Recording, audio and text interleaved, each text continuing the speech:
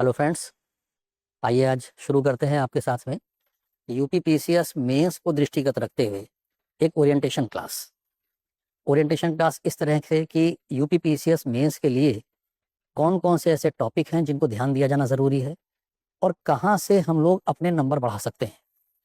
क्या होता है कि देखिए, जब बच्चे कभी भी एग्ज़ाम दे रहे जाते हैं तो मेंस के लिए उनकी एक सबसे बड़ी चुनौती होती है कि हम कहाँ से पढ़ें, क्या क्या चीज़ें पढ़ लें और कौन कौन से ऐसे पॉइंट हैं जिनको हम विशेष करके कवर कर लें। सबसे बड़ी चुनौती ये भी होती है कि उसके लिए मटेरियल कहाँ से मिलेगा। और फिर ऐसे में बच्चों को सामने एक चुनौती ये आती है कि उनको जो समझ में आता है सब पढ़ जाते हैं। अब उसमें से क्या चीज़ें मेंस में आनी हैं, क्या नहीं आनी है, किन चीज़ों को कहाँ पर लिखा जाना था, किस तरह से प्रेजेंट किया जाना था, लेखन का स्टाइल क्या होना चाहिए, 125 शब्दों वाला आंसर किस तरीके से देना है, 200 शब्दों वाला आंसर किस तरीके से दे देना है। इस तरह की कई चीज़ें सामने आती हैं। आज की जो अपनी क्लास है दोस्तों, इसमें हमने कई चीज़ों पे काम किया है। काम कुछ इस तरीके से किया है कि आपको हम आपके लक्ष्य तक एक टारगेटेड स्टडी कराते हुए पहुंचाते हैं। ये क्लास एक ओरिएंटेशन क्लास है जिसका उद्देश्य है आपको ये बताना कि आप मुख्य परीक्षा के लिए तैयारी किस तरह से करें। बहुत विस्तार में हम लोग इस क्लास में नहीं जा पाएंगे, लेकिन फिर भी कोशिश करेंगे कि आपको हम उन पॉइंट्स तक पहुंचा दें जहां से टारगेट करते हुए आप अपनी पढ़ाई को एक बेहतरीन रूप प्रदान कर पाएं।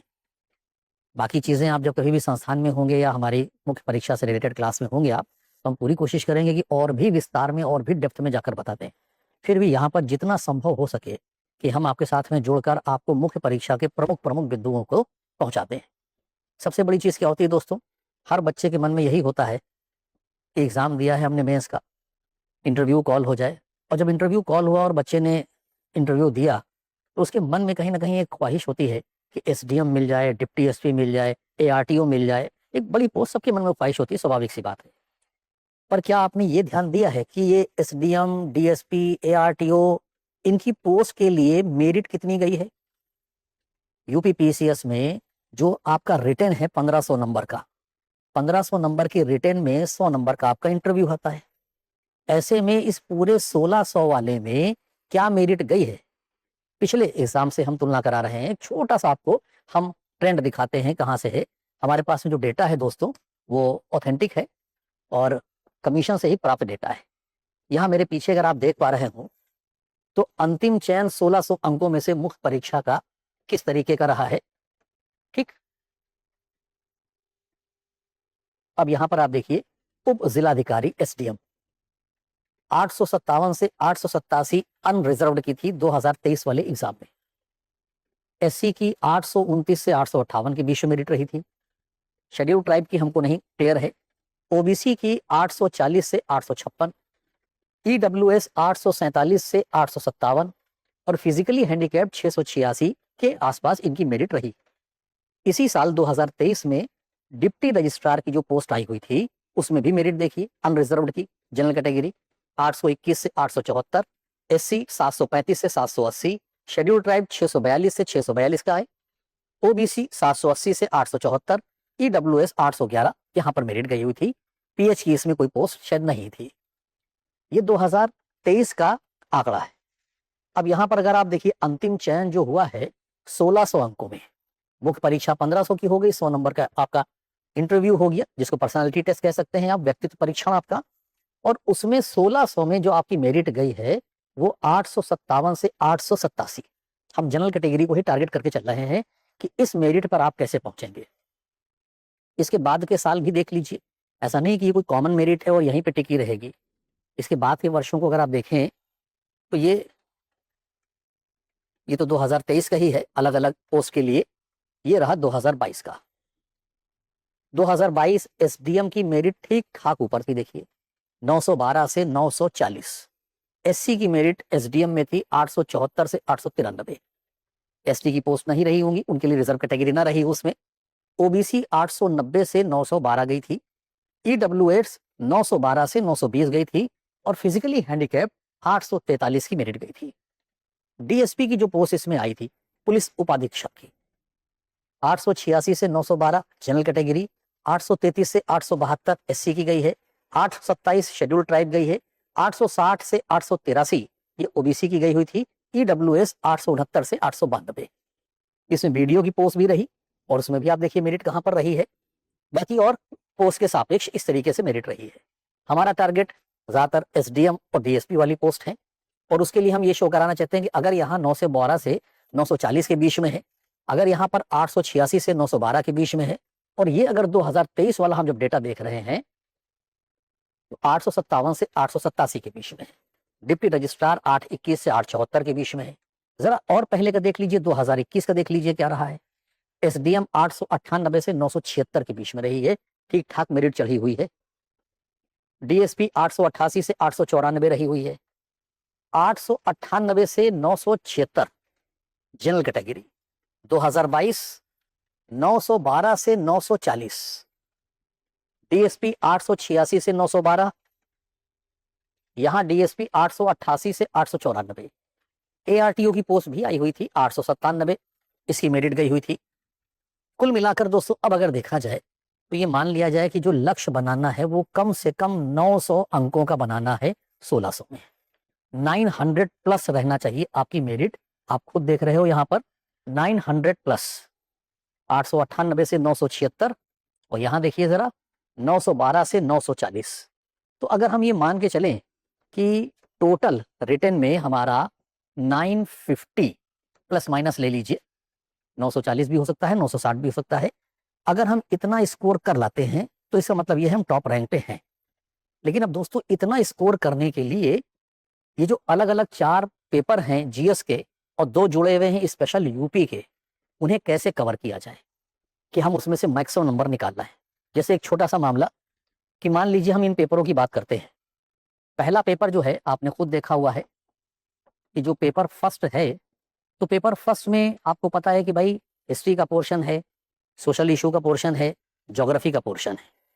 अब उसमें ये देखिए कि आप किस किस खंड को कितनी वरीयता मिली है, वहां से पूछे जाने वाले सवाल किस सेगमेंट से आए हैं। भाई paper first, paper second, paper third, paper fourth, paper fifth और पेपर सिक्स्थ, ये 6 पेपर हो गए आके। और हर पेपर आप जानते हो कि वो 200 मार्क्स का है। ठीक, 6 दूनी 1200 नंबर का आपका ये जीएस का पोर्शन है।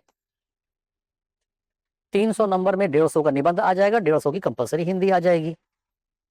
1200 और उधर 300, 1500 का रिटर्न, 100 नंबर का इंटरव्यू। इंटरव्यू में ऑन एन एवरेज मान लीजिए कि आप 100 नंबर का है तो 60 से 80 के बीच में वेरिएट करेंगे। हालांकि कुछ बच्चों के नंबर हम लोगों ने इंटरव्यू में 85 भी देखे हैं। तो हम ये मान लेते हैं कि 900 नंबर तो आपको कम से कम 1500 में लाना है। शेष 950 हो, 960 हो, 970 हो, वो आपके इंटरव्यू का नंबर मिला के है।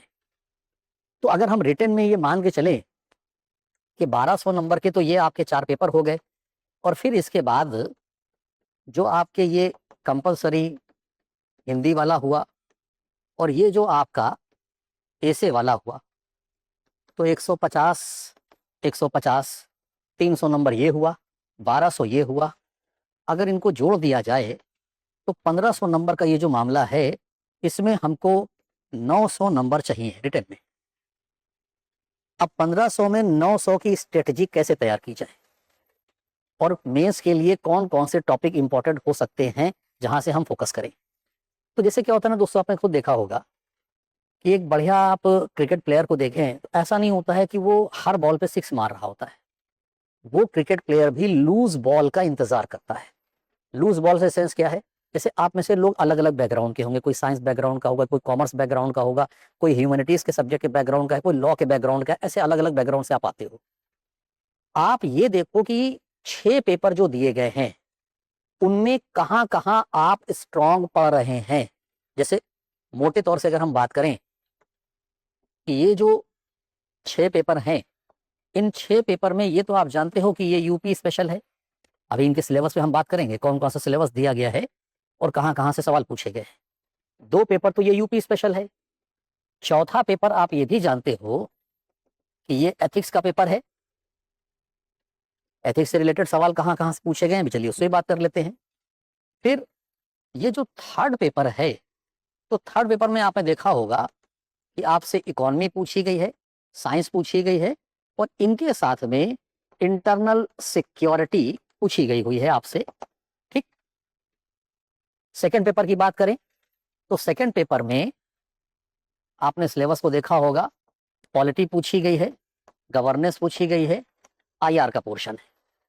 और अगर हम फर्स्ट पेपर की बात करें तो फर्स्ट पेपर में आपसे जो सेगमेंट पूछे गए हैं उसमें हिस्ट्री का पोर्शन है, ज्योग्राफी का पोर्शन है, सोशल इश्यूज का पोर्शन है, ठीक। ये चीजें आपसे पूछी गई हैं। अब हो सकता है दोस्तों कि आप में से कुछ लोग हिस्ट्री बहुत अच्छा जानते हो, किसी की ज्योग्राफी पे बड़ी अच्छी पकड़ हो, किसी की साइंस पे अच्छी पकड़ हो, किसी की पॉलिटी गवर्नेंस से पकड़ है, और ये भी हो सकता है कि कोई इंटरनल सिक्योरिटी या बाकी किसी इश्यूज पे बहुत अच्छा कर सकता है। जो पोर्शन आपका स्ट्रांग हो उस पोर्शन को आप मजबूती से कवर कीजिए और ये टैली कराइए कि वहां से सवाल कितने आए, कितने नंबर के सवाल आए, आप मैक्सिमम कितना निकाल सकते हैं। जैसे एक एवरेज हर पेपर 200 नंबर का है, ठीक। और अगर जैसे मान लीजिए मैं तो फर्स्ट पेपर की बात करता हूं और फर्स्ट पेपर में मैं हिस्ट्री की बात करता हूं कि एक बच्चा अगर मान लीजिए करीब 70 नंबर के आसपास का हिस्ट्री आता है 200 में, तो 70 नंबर में मेरी कोशिश ये होगी बच्चा 50 नंबर निकाल दे वहीं पर। अगर वो बच्चा मुझसे हिस्ट्री पढ़ रहा है तो मेरी कोशिश यही होगी मैं उसे 50 क्रॉस करा दूं। अगर आप लॉ के जानकार हैं, आप पॉलिटिकल साइंस वाले हैं, तो आपकी कोशिश ये होनी चाहिए कि जितना पॉलिटी पूछा जा रहा है जितने नंबर का, उसमें मैक्सिमम नंबर आप अचीव कर ले। दोस्तों पूरा ओवरऑल जीएस जो है ना, वो ऐसा नहीं होता कि ओवरऑल जीएस में हम सब एक समान परफॉर्मेंस दे जाएंगे। हमें तय जरूर करना पड़ेगा कि किन किन पेपरों में हम कहां कहां नंबर निकाल रहे हैं। हमारे पास जो जानकारी है अभी तक की अवेलेबल, उसमें हमने यही पाया है कि इन 2 पेपरों में बच्चों को नंबर कम मिले हैं। यूपी स्पेशल हम उसकी चीजें भी लाएं, कोशिश करेंगे कि वहां पर भी आपसे हम डिस्कस करें कि कौन कौन से सेगमेंट टच करें। जैसे एक क्वेश्चन तो मुझे लग रहा है कि इस बार बिल्कुल परफेक्ट है, यूपी में आना ही आना हो, मतलब होना चाहिए। बजट में जो वंचितों पे विशेष फोकस करने की बात कही गई है यूपी बजट में, आप मान के चलिए कि सवाल वहां से हो सकता है। काउ टूरिज्म का जो प्लान गवर्नमेंट दे रही है बहुत पॉसिबल है वहां से हो सकता है। एआई एथिक्स की जो बात हो रही है बहुत पॉसिबल है उत्तर प्रदेश में उसकी संभावनाएं और विकास और उससे जुड़ी हुई चीजों पे हो सकती है बात। कल्चरल टूरिज्म जो कॉरिडोर बनाए जा रहे हैं गवर्नमेंट के, उन कॉरिडोर्स को लेकर भी सवाल हो सकता है। तो जैसा मैंने कहा कि बच्चे के नंबर यहाँ पे तो कम आए हैं, हम कोशिश करेंगे इससे ही बात कर लें। लेकिन अभी हम बात कर रहे हैं कि ये जो बाकी 4 पेपर हैं इसमें कहाँ पे आप मैक्सिमम नंबर निकाल लें। तो अगर आपका इकोनॉमी का पोर्शन अच्छा हो तो भाई आप कोशिश करो कि 70-80% नंबर उसी से निकाल लो। जितने का सवाल पूछा जा रहा है उसमें से 80% नंबर आप खींच लो, ताकि बाकी पोर्शन टच करने के बाद, जैसे मान लीजिए फर्स्ट पेपर में हिस्ट्री है, ज्योग्राफी है, सोशल इशू है, आप हिस्ट्री में 50 नंबर खींच लाए। अब ज्योग्राफी और सोशल इशू में आप अगर कुछ कम कम भी रह गए तो भी आप 200 में 120-25 के आसपास नंबर निकाल लोगे। एक एवरेज मान के चलिए कि ये जो 200 नंबर का है, अगर हम इसमें ये मान के चलें कि हम 125 नंबर खींचते इसमें, हर पेपर में इतना नंबर नहीं खींच सकता दोस्तों। देखिए मान के चला जाए कि हर पेपर में इतना नंबर नहीं आएगा, लेकिन फिर भी इनमें तो हम मान सकते हैं कि इतना नंबर हमको निकलना ही चाहिए। सपोज कीजिए कि 125 की हम रेंज ले लेते हैं और 6 पेपर में मिलाकर हमारे जो टोटल मार्क्स हुए जाके, तो 600 नंबर ये हो गए और 150 नंबर और हो गए। 750 नंबर का एक आंकड़ा हम टच कर सकते हैं अगर इन 6 पेपर में 125 की रेंज से आगे बढ़े हम। 4 पेपर में मिला के आपके 500 हो गए जाके, ठीक। और उसके बाद आपके 250 नंबर और हो गए, तो ये हमने कहा 750 नंबर का मामला हो गया पूरे 6 पेपरों में, 750।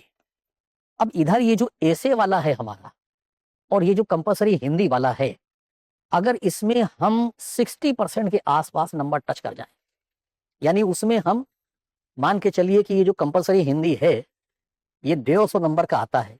जहां तक मुझे अंदाजा है बच्चे इसमें 100 से 110 नंबर निकाल लाए हैं।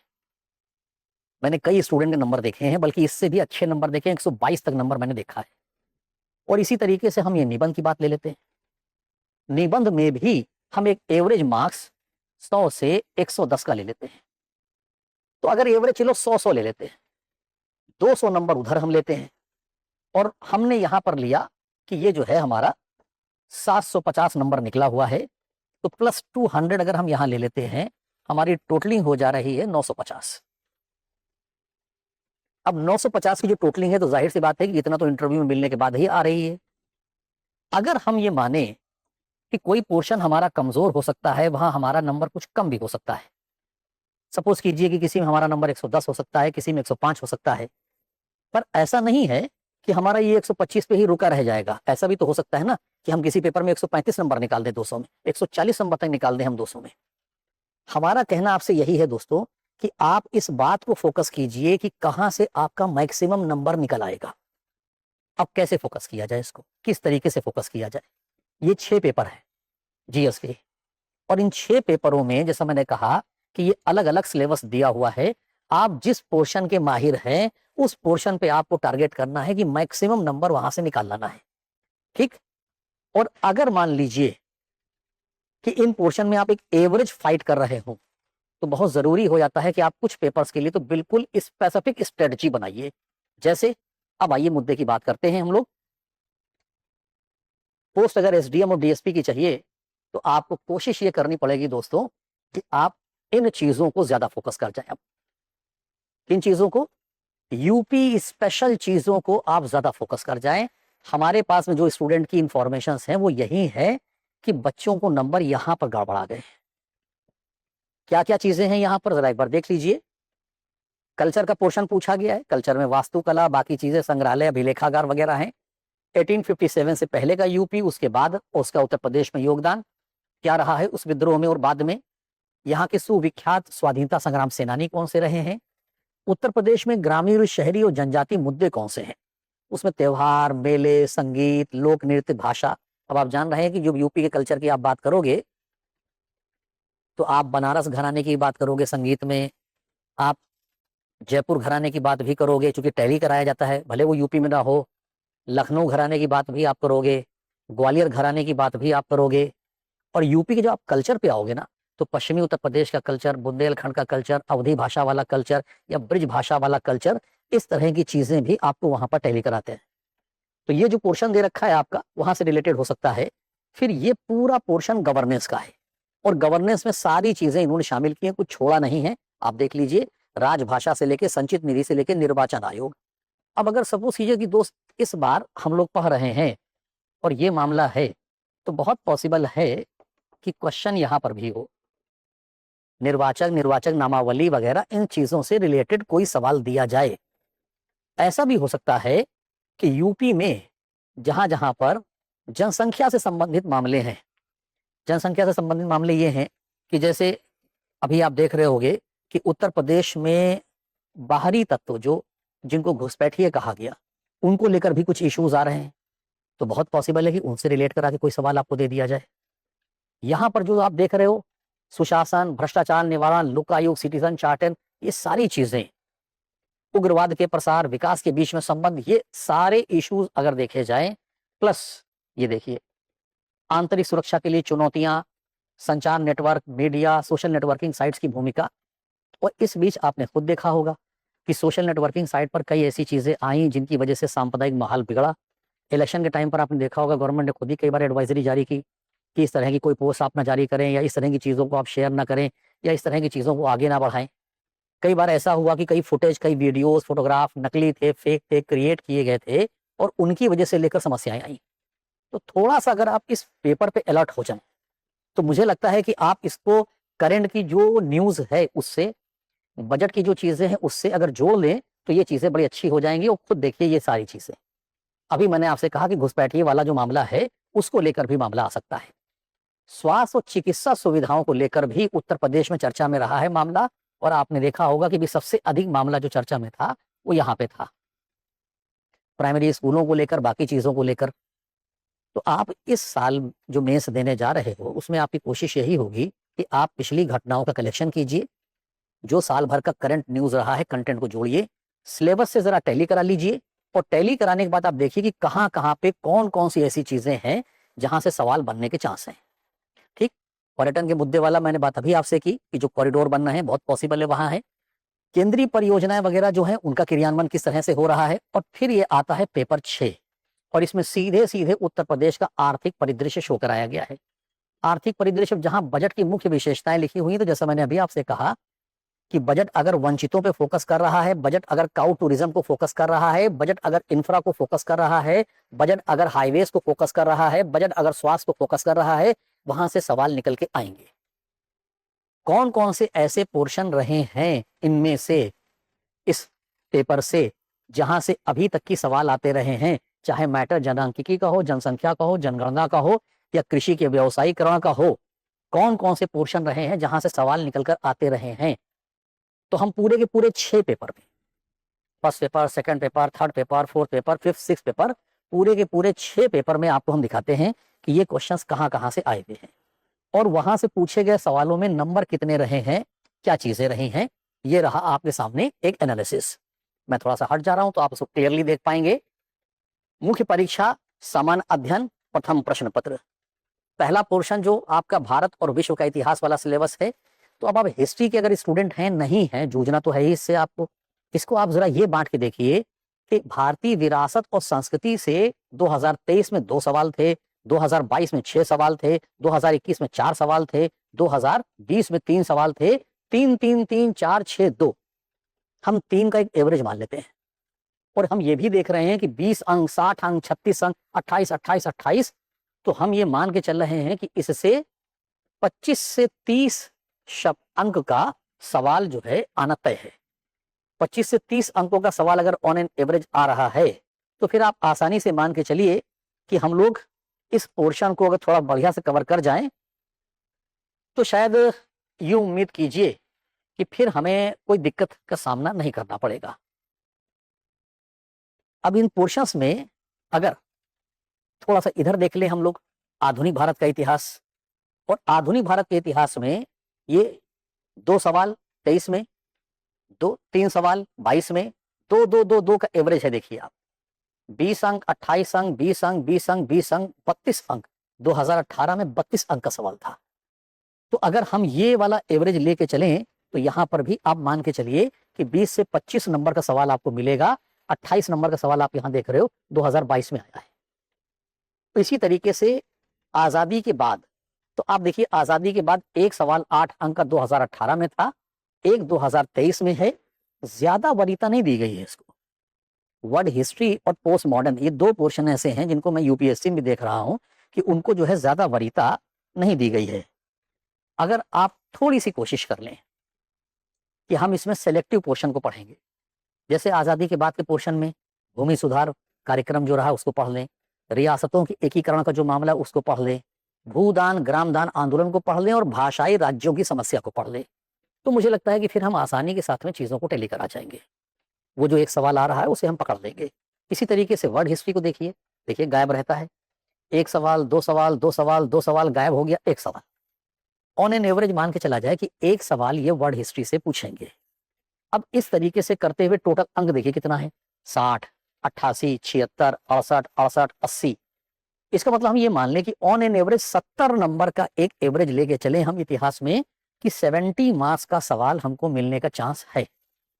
और जैसा मैंने अभी कहा कि अगर हम 70 में से 50 निकालने की कोशिश करें और 200 नंबर का पेपर है, शेष जो 130 नंबर बचा है आपका, अगर उसमें से हम आधा भी निकाल लाए, 65 नंबर निकाल लाए, तो 50 इधर है, मिला के 115 नंबर हो जाता है हमारा। और अगर हम थोड़ा सा उससे ऊपर बढ़ गए, 60% नंबर में बढ़ गए, तो फिर ये मान के चलिए कि हम 125 से ऊपर भी जा सकते हैं। और बस यही वो टेक्निक है जो आपको हर पेपर में इस्तेमाल करनी है। आपका सेकंड मजबूत हो, आप सेकंड में 135 निकाल लाइए, 125 से ऊपर चले जाइए। थर्ड मजबूत हो, फोर्थ मजबूत हो। अब जरा आप इसी तरीके से देखिए कि फर्स्ट पेपर में जिनका सोसाइटी का पोर्शन मजबूत है वो लोग भी देख लें। भारतीय समाज की विशेषताओं से अगर हम देखें तो इन्होंने एवरेज 1 सवाल पूछा है। इसका मतलब सोसाइटी वाले पोर्शन में भारतीय समाज की विशेषताओं से जुड़े हुए मुद्दे को हम थोड़ा सा स्किप कर सकते हैं, बहुत ज्यादा नहीं है, सरसरी निगाह से पढ़ लीजिए, कोई 1 सवाल है। महिलाओं से संबंधित मुद्दे, उसको भी आप देखिए, 18 में 1 आया है, 20 में 1 आया है, गायब रहा है, 23 में 1 आया है। लेकिन अगर आप ये देखिए कि गरीबी और विकासात्मक मुद्दे, तो इधर तो गायब थे 18-19 में, 20 में 1 दिया गया, 21 में गायब हुआ और फिर 1-1 सवाल आ रहा है। यानी ये तीनों ही पोर्शन जो है, मैं ये कहूंगा कि आप इसको बहुत ज्यादा फोकस ना करके एक एवरेज निगाह से पढ़ लेते हैं तो आपके लिए आसानी हो जाएगी। फिर आगे जरा देखिए, ये देखिए सवाल कहाँ कहाँ से है। अब आप देखिए कि एवरेज 60 नंबर का सवाल आया है। वुमेन्स एम्पावरमेंट पे देखिए, सॉरी सोशल एम्पावरमेंट पे देखिए आप, तो यहाँ पर एक सवाल एक सवाल एक सवाल पिछले 3 साल से लगातार आ रहा है। इधर 12 नंबर में था, इधर 8 अंक में है, इधर 12 नंबर में फिर आ गया है।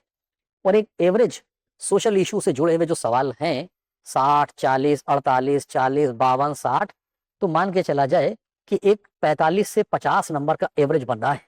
इसमें भी यहाँ से सवाल पूछे गए हैं और कौन कौन से मुद्दों पर पूछे गए हैं तो ये लिखे हुए हैं। भारतीय समाज पर भूमंडलीकरण का प्रभाव, संप्रदायवाद, क्षेत्रवाद, धर्मनिरपेक्षता जैसे इशू से सवाल पूछा गया है और सोशल एम्पावरमेंट से सवाल पूछा गया है। ठीक इसी तरीके से आप जरा आगे बढ़ जाइए, ज्योग्राफी पे आ जाइए। देखिए ज्योग्राफी पे भी भौतिक भूगोल जैसे भूकंप, सुनामी, ज्वालामुखी, ये सब चीजें हैं, इनसे जुड़ा हुआ सवाल यहाँ पर है। आप ये मान के चलिए कि यूपी स्पेशल वाला जो पेपर होगा, 5वां और 6वां पेपर जो होगा यूपी स्पेशल का आपका, उसमें बाढ़ जैसा मुद्दा हो सकता है, क्योंकि इश्यूज अभी अराइज थे। तो कहीं ना कहीं हो सकता है कि ज्योग्राफी से रिलेटेड जब उत्तर प्रदेश को पूछ रहे होंगे तो बाढ़ वाला मामला होगा, क्योंकि ऑलरेडी आप देखिए यहाँ पर भौतिक भूगोल से रिलेटेड सवाल हैं। 4 सवाल थे 2018 में, 19 में देखिए 3 है, 2, 1, 2, 2, 2 बढ़ते जा रहे हैं। इसी तरह प्राकृतिक संसाधनों की वितरण पे देख लीजिए आप, इसी तरीके से सामुद्रिक संसाधन पे देख लीजिए, और इसी तरीके से ये देखिए शरणार्थी समस्या पे 20 अंक का सवाल है। ठीक, सीमांत सीमाएं 8 अंक एक सवाल है, जनसंख्या अधिवास पे नहीं है। टोटल देखा जाए तो 80 अंक यहां से पूछे जा रहे हैं। यानी हम ये मान लें कि ज्योग्राफी में एक ठीक ठाक पोर्शन कवर किया गया है। ये देखिए 60 अंक, 92 अंक, 84, 84, 60, 80, तो एक एवरेज हम ये मान के चलें कि 75 नंबर के आसपास, 75 से ऊपर भी जा सकते हैं, 75 से 80, इसी के आसपास जो है लगातार अंक बने हुए हैं। यानी फर्स्ट पेपर में आपको सबसे ज्यादा फोकस करना चाहिए ज्योग्राफी को, देन फिर हिस्ट्री को, देन फिर सोशल इशू को। इस तरह से वरीयता क्रम रखें, और जिन जिन टॉपिक को मैंने बताया है उन टॉपिक से जुड़े हुए इश्यूज को करंट से रिलेट करा लें। हमने दोस्तों आपसे पहले ही कहा कि इतना स्पेस अभी नहीं इस क्लास में है कि हम एक एक इशू आपसे टच कर लें, लेकिन जब हम आपकी पूरी क्लास लेंगे क्रैश कोर्स में तो हम पूरी कोशिश करेंगे कि करंट के मुद्दों से मिलाकर इन चीजों को अटैच करते चलें और जोड़ते हुए आगे बढ़ जाएं। लेकिन क्योंकि जो बच्चे यहाँ मौजूद हैं हमारी क्लास में, वो अभी मान लीजिए हमारे कोर्स में आते हैं, नहीं आते हैं, आ सकते हैं, नहीं आ सकते हैं, जो भी चीजें हैं, हम उनका ख्याल रखते हुए कोशिश यही करेंगे कि इस क्लास में भी हम आपकी समस्याओं का समाधान कर दें, आपको आपके लक्ष्य तक पहुंचा दें। अब जरा हम बात करते हैं सेकंड पेपर की, देख लीजिए। और सेकंड पेपर में कौन कौन से इश्यूज हैं जहां से सवाल कंटिन्यूटी में आ रहे हैं। जैसे ये देखिए आप, 52 अंक, 28 अंक, 20 अंक, 36 अंक, 32 अंक और आपकी 16 अंक दब गया था। लेकिन इशू क्या है? संविधान की विशेषताएं, संशोधन, भारतीय संवैधानिक योजना, अन्य देशों से तुलना। ऐसे इशू पर आप देखिए कि 2 बार ऐसा हुआ है कि 2018 में 52 अंक का सवाल है, 2021 में 36 अंक का सवाल है। तो हम ये मान के चलें कि ये पोर्शन हमको इंपॉर्टेंट दे रहा है, भले यहाँ पर 16 अंक रहा हो, लेकिन 16 और 20 को हटा दीजिए तो इसका देखिए 52, 28, 36, 32, इसका मतलब ये है कि ये पोर्शन इंपॉर्टेंट है। और जो भी बच्चे तैयारी कर रहे हैं उन्हें इस इशू से रिलेटेड मामलों को अच्छे से तैयार कर लेना चाहिए, और इस इशू से रिलेटेड जो भी करंट की चीजें जुड़ रही हो, चाहे वो जुडिशरी पे जुड़ रही हो, चाहे अभी राज्यपाल वाले मैटर पे कोर्ट का फैसला आया हो जो कि राष्ट्रपति की पावर क्या है और केंद्र के मामले क्या हैं, ऐसे इशू जो संविधान की विशेषता से जुड़ रहे हो उनको आप करंट से जोड़िए, उससे संबंधित क्वेश्चन निकाल लीजिए। राज्यों के साथ टकराव का मामला आप देख ही रहे होंगे, तो संघीय ढांचे से संबंधित विषय, स्थानीय शासन, केंद्र वित्त, एक एवरेज है, एक बार 2 सवाल है, एवरेज है। यानी इस पोर्शन को थोड़ा सा कम ध्यान दे सकते हैं, कोई समस्या नहीं होगी। फिर यहां से देखिए विधायिका जनप्रतिनिधित्व अधिनियम, मान के चलिए कि सवाल आना है और अंक हमको मिलेगा यहां से। कार्यपालिका एक एवरेज है, एक सवाल है। न्यायपालिका एवरेज है, एक सवाल है। और विभिन्न घटकों के मध्य शक्ति का पृथक्करण, ये तो गायब था, एक सवाल आ गया। मुझे लगता है अगली बार इससे सवाल आने के चांस भी कम है। फिर देखिए जरा आप यहाँ पर संवैधानिक पद, संवैधानिक विधिक, नियामक, अर्धन्यायिक निकाय, इनसे रिलेटेड सवालों की संख्या ठीक है, हालांकि पिछले साल गायब था ये, पिछली बार वाले में। तो आप ये मान के चलिए कि ये जो पोर्शन है इससे आने का चांस है। लोकतंत्र में सिविल सेवक, क्वेश्चन 3 आ गए थे, लेकिन उसके बाद देखिए आप 1 और फिर गायब होते चले गए। टोटल अंक देखिए जरा, ठीक ठाक आए भाई, 112, 116, 92, 112, 92, 92, यानी 90 प्लस 100 मार्क्स मान लीजिए। तो 200 में 100 नंबर यानी कि सेकंड पेपर में आधा समय पॉलिटी एंड गवर्नेंस पे जाना चाहिए। आधा समय सेकंड पेपर में इसी पोर्शन को फोकस कीजिए और जहां जहां से मैंने दिखाया है उन पोर्शंस को खास ध्यान दीजिए। फिर जरा देख लीजिए यहां पर, अब यहाँ गवर्नेंस की और जो चीजें हैं उस पर देखिए, आप जो सवाल पूछे गए हैं, विकास के लिए सरकारी नीतियां, क्रियान्वयन, गैर सरकारी संगठन, अति संवेदनशील वर्गों के लिए चलाई गई कल्याणकारी योजनाएं, जो गवर्नेंस के इशू हैं उनको देख लीजिए, मानव संसाधन से संबंधित। और ये इश्यूज पूरे देखिए कितने हैं, 48, 60, 36, 56, 40, 40, यानी 40 to 45 मार्क्स इजी गोइंग यहां से भी आया हुआ है। अब इसी पेपर में आईआर का पोर्शन भी जरा देख लीजिए भाई, वहां से क्या आया हुआ है, भारत और इसके पड़ोसी, द्विपक्षीय, क्षेत्रीय, वैश्विक समूह, ठीक, महत्वपूर्ण अंतरराष्ट्रीय संस्थान, ठीक ठाक है भाई, 48, 44, 52, ये देखिए ठीक ठाक है। तो अगर हम अपने पेपर का टाइम मैनेजमेंट करें तो पॉलिटी पे आधा टाइम दे देंगे, 25-25 जो होगा शेष, 50 वहां दे दिया, 25-25 के जो 2 स्लैब बनाएंगे उसमें 25 गवर्नेंस पे दे देंगे, 25 आईआर पे भी दे देंगे। अब इंडिया चीन का मुद्दा है, इंडिया पाकिस्तान का मुद्दा है, इंडिया बांग्लादेश का मुद्दा है, इंडिया अमेरिका का टैरिफ वॉर का मुद्दा है, बिल्कुल वहां से क्वेश्चन बन के आएंगे, आप उसके लिए तैयार रहिए।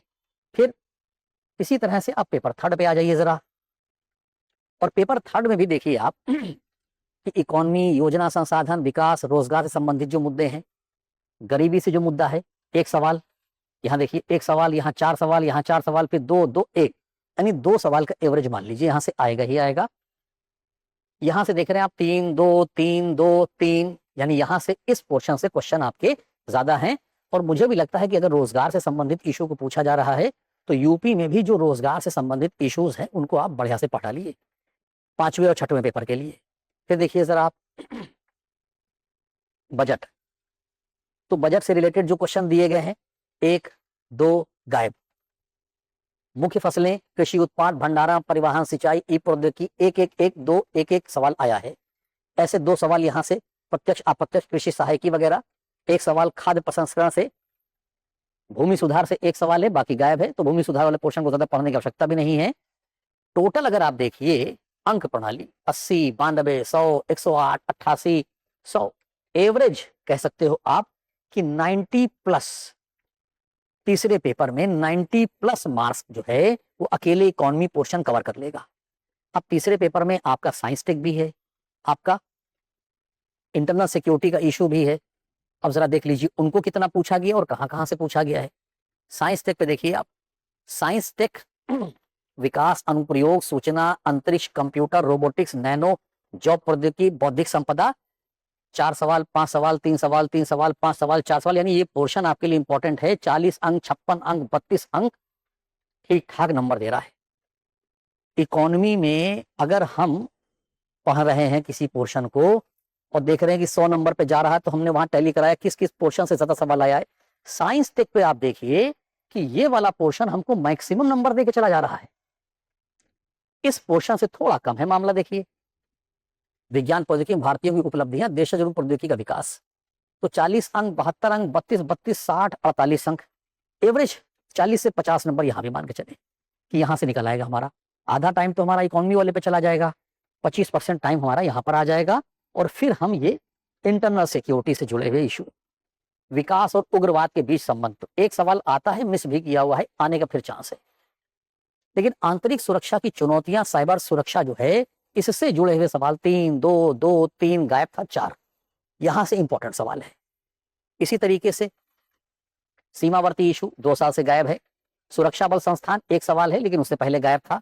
टोटल अंक देखा जाए तो 48 अंक आया, 12 अंक, 52 अंक, 60 अंक, 40 अंक, 48 अंक, यानी कुल मिलाकर हम ये कह सकते हैं कि यहां भी 45 से 50 का एक एवरेज बन रहा है।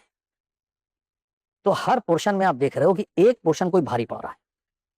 थर्ड पेपर में इकोनॉमी का पोर्शन भारी पड़ रहा है, सेकेंड पेपर में पॉलिटी का पोर्शन भारी पड़ रहा है, फर्स्ट पेपर में हिस्ट्री, ज्योग्राफी लगभग पैरेलल चल रहे हैं, 5-10 नंबर का डिफरेंस चल रहा है, सोशल इशू थोड़ा सा कम चल रहा है उसमें। इसी तरीके से जरा फोर्थ पेपर को देख लीजिए।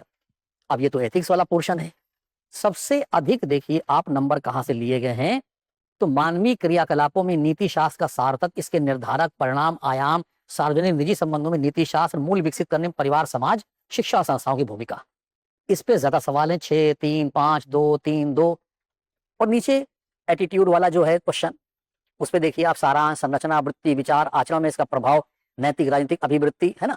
तो ये चीजें, सवाल 4 थे, 2 हुए, 2 हुए, 5 आ गए, 2 हुए, 1 हो गया। यानी ये मान के चला जाए कि इसके बाद ये पोर्शन दबना स्टार्ट हो गया है। फिर बाकी सारे पोर्शन, सिर्फ ये सिविल सेवा वाला पोर्शन छोड़ दीजिए आप, तो बाकी सारे पोर्शन इधर भी इन्होंने दबाने शुरू कर दिए हैं। शुरू में पूछे इन्होंने, देखिए यहाँ 4 सवाल आए हुए हैं, लेकिन फिर दाबना शुरू कर दिया। लेकिन ये देखिए, ये कंटिन्यूटी बनाए हुए है। एक ही बार ऐसा हुआ है 2 नंबर का आया है, और इसको होना भी चाहिए। ये पोर्शन आपका सबसे ज्यादा फोकस होना भी चाहिए। सिविल सेवा के लिए अभिरुचि, बुनियादी मूल, सत्यनिष्ठा, गैर तरफदारी, सेवा के प्रति समर्पण, कमजोर वर्गों के प्रति सहानुभूति। और फिर इसी तरीके से ये वाला पोर्शन भी देख लीजिए, जहां से 5 सवाल आ गए। इंपॉर्टेंट पोर्शन है। इससे पहले 4, फिर 2-2 का एवरेज चला है, फिर 5 आ गए। और टोटल अगर मिला के देखा जाए कि ये सारे पोर्शन मिला के देखिए 200 अंक का है, तो टोटल इस 200 अंक में लगभग उन्होंने सबसे ज्यादा जो फोकस किया हुआ है वो पोर्शन सिविल सेवकों और उनसे जुड़े हुए एथिकल इश्यूज पर ही दिया गया है। ठीक, अब जरा और देख लीजिए। अब बात आती है इसकी, ये रहा उत्तर प्रदेश स्पेशल। और इसी पेपर के बारे में मैंने कहा कि बच्चों में अंक यहां पर कम आए हैं दोस्तों। अब कम आए हैं तो कुछ ना कुछ तो समस्या रही होगी, पक्का है। समस्या क्या रही होगी कि जाहिर यहाँ पर स्टूडेंट ने कहीं ना कहीं पोर्शन को छांटने में या तो गलती की है, या लिखने में कहीं उनके साथ समस्या आई है। अगर हिस्ट्री पे देखा जाए तो उत्तर प्रदेश के सभ्यता और कला संस्कृति से 4 सवाल 36 अंक के आए। 1857 वाले पोर्शन से 3 सवाल 32 अंक के आए 2023 में। और उत्तर प्रदेश इस हिस्ट्री पोर्शन में अकेले 68 मार्क्स कवर कर लिया। 5वें पेपर में 68 नंबर 2023 में इतिहास ने कवर किया है। यानी ये मान के चला जाए कि 1/3 पोर्शन जो है इन्हीं के पास में आ गया है। फिर बाकी में देखिए जरा, शहरी नियोजन है, जनजातियों की इशू हैं, राज्य व्यवस्था के मामले थोड़े से गायब कर दिए हैं, लेकिन संवैधानिक पद और बाकी चीजों को जोड़ा है। ठीक, और इन चीजों में स्वशासन और बाकी चीजों को जोड़ते हुए 68 अंक लाए हैं। यानी यहाँ गवर्नेंस पे जो है बहुत बिखराव लिए हुए चीजें हैं। तो आप करंट में गवर्नेंस की जो जो चीजें इंपॉर्टेंट रही होंगी उनको आप अटैच करेंगे यहाँ पर। अब करंट में गवर्नेंस में जो जो चीजें इंपॉर्टेंट रही हो, तो जैसे एक बार मान लीजिए कि सिविल सेवकों को लेकर जो चीजें रहती हैं, लोक कल्याण में उनकी भूमिका, या फिर सरकारी कर्मचारियों की कार्यशैली, उनमें सुधार की गुंजाइश, ग्रामीण विकास से संबंधित मुद्दे, रोजगार के मुद्दे, स्वास्थ्य के मुद्दे, शिक्षा के मुद्दे, और उन पर इनकी प्रभावशाली भूमिका क्या हो सकती है। फिर यहां देखिए आप, सोशल जस्टिस एक सवाल दिया गया है 2023 में, 12 नंबर का दिया गया है। ठीक, उत्तर प्रदेश में शिक्षा प्रणाली 1 सवाल, विकास में उत्तर प्रदेश की भूमिका, भारत के विकास में 1 सवाल, और होते होते 32 नंबर का यह सवाल दिया गया, उत्तर प्रदेश में सुरक्षा से जुड़े मुद्दे, 2 सवाल आए, 20 अंक आए। बिखराव दिए हुए पोर्शन है, कहने की आवश्यकता नहीं कि पूरा पूरा करंट पे आधारित है। क्लास में आप आएंगे तो करंट की वो सारे इश्यूज आपको लिस्ट दे दी जाएगी, सारे टॉपिक भी दे दिए जाएंगे, आपको उससे रिलेटेड क्वेश्चन भी करा दिए जाएंगे। इसी तरीके से आप जरा इस पे आ जाइए, 6 नंबर पेपर पे। और 6 नंबर पेपर पे भी देखिए आप, तो चाहे बजट का मामला हो, चाहे बुनियादी ढांचे का सवाल आया है 23 में, एक लोक कल्याणकारी योजनाओं परियोजनाओं की बात की जाए वहां भी एक सवाल है, उत्तर प्रदेश में निवेश बात की जाए वहां भी एक सवाल है, उत्तर प्रदेश की लोक वित्त राजकोषीय नीति उसमें भी एक सवाल है। बाकी पोर्शन गायब है। और 3 सवाल कहां से आए हैं, कृषि और सामाजिक नीति, फिर इसी से आने का चांस है। फिर इसी तरह से देखिए आप, टोटल 68 अंक का मामला हुआ। उत्तर प्रदेश का भूगोल, अब ये देखिए आप, कंटिन्यूटी में सवाल दिए इसने 23 में। यानी उत्तर प्रदेश की ज्योग्राफी से रिलेटेड पोर्शन को आप अच्छे से पढ़ लें। यानी इस पेपर को तैयार करने में आप कल्चरल हिस्ट्री को ज्यादा फोकस कर लें, यूपी के विकास से जुड़ी हुई चीजों में जो चीजें करंट की हो उनको जोड़ के उससे फोकस कर लें, यूपी के संसाधनों को उसके भूगोल से जोड़कर फोकस कर लें। और ये चीजें देखिए आप, टोटल सारी चीजें जोड़ दी गई हैं, कोई भी चीजें छोड़ी नहीं गई हैं जहां से सवाल ना पूछा गया हो, इकोलॉजी से लेकर बाकी चीजों तक। अब अगर दोस्तों ये सारी चीजें आप अटैच कर लेते हैं, तो जैसा मैंने अभी आपसे कहा कि अगर आपको ये अचीव करना है और ये मार्क्स आपको पाने हैं, और 2023 की मेरिट की अगर हम बात करें कि 23 की मेरिट के हिसाब से आपको ये अंक पाने हैं, तो अब आपको अपनी स्ट्रेटजी तय कर लेनी चाहिए। जितना ज्यादा बढ़िया आपका जीएस होगा, आप ये मान के चलिए कि उतना ही बढ़िया जो है आप निबंध लिख के आओगे। कंपलसरी हिंदी के लिए कोशिश करें कि वहां पर जो गद्यांश वाले क्वेश्चन आते हैं, मुहावरे लोकोक्तियों वाले मामले हैं, उपसर्ग प्रत्यय वाले मामले हैं, पत्र लेखन वाले मामले हैं, इसमें व्याकरणिक त्रुटियां ना करें। बाकी चीजें आपने खुद भी मेहनत की होंगी, किस तरह का पत्र लेखन होता है, कहाँ भवदी लिखना है, कहाँ भवनिष्ठ लिखना है, कहाँ प्रेषक लिखना है, कहाँ सेवार्थ में लिखना है, प्रतिलिपि किनको किनको सूचनार्थ भेजी जानी है, ये सारी चीजें टेक्निकल एरर जो स्टूडेंट कर जाते हैं, जहां से उनके नंबर कटते हैं। इवन हलंत वगैरह तक लगाने को लेकर अगर स्टूडेंट गलती कर रहे हैं तो उसमें भी मामला होता है। अब इन सारे सिलेबस से जहां जहां से हमने आपसे बात की है, कहां कहां से क्वेश्चन आए, अब हम बात करते हैं कि किस तरह के सवाल आते हैं। किस तरह के सवाल आते हैं का सेंस ये है कि जैसे अगर हम सिर्फ हिस्ट्री पोर्शन की बात करते हैं कि हिस्ट्री पोर्शन में कहां कहां से सवाल आते हैं या किस तरह के आ सकते हैं, हम इतिहास की बात कर रहे हैं। देखिए, हम इस तरह के प्रश्नों का आपको एक पूरा कलेक्शन देंगे। हमारी पूरी कोशिश होगी कि इस तरह के प्रश्नों के आधार पर आपके साथ हम पूरी क्लास भी डिस्कस कर सकें और वहां पे आपके लेखन पे हम ज्यादा से ज्यादा फोकस कर सकें। 125 शब्दों में जो आंसर आपको लिखना होता है, दोस्तों ध्यान रखिएगा, उसमें हम लोगों ने ये पाया है कि जो बच्चे फैक्चुअल इंफॉर्मेशन लेकर ज्यादा चीजें लिख रहे थे, उन्होंने यूपी में अधिक नंबर पाया है। क्योंकि 125 नंबर के सवाल में वैसे भी आप जानते हैं, अगर आप बहुत ज्यादा कंसेप्चुअल चीज को लेकर चलेंगे तो 1 या 2 व्यू आ पाएगा। इंडिकेटर प्रणाली पर बीच बीच में पॉइंट देते हुए आपने कुछ फैक्चुअल चीजों को इन्वॉल्व किया, बीच में पॉइंट देते चले गए, उस पे आपका नंबर ज्यादा बनने का चांस होता है, क्योंकि उसमें काफी कुछ चीजें आप एक पास कर पाते हो। भूमिका जरूर लिखें, कंक्लूजन जरूर लिखें, कंक्लूजन नहीं लिखते हैं तो समस्या है। क्योंकि कई सवाल ऐसे होते हैं ना जो डिसीजन मेकिंग होते हैं। डिसीजन मेकिंग जैसे क्या किया जाए कि मान लीजिए कोई भी क्वेश्चन दिया गया, ये 7 नंबर सवाल ले लीजिए।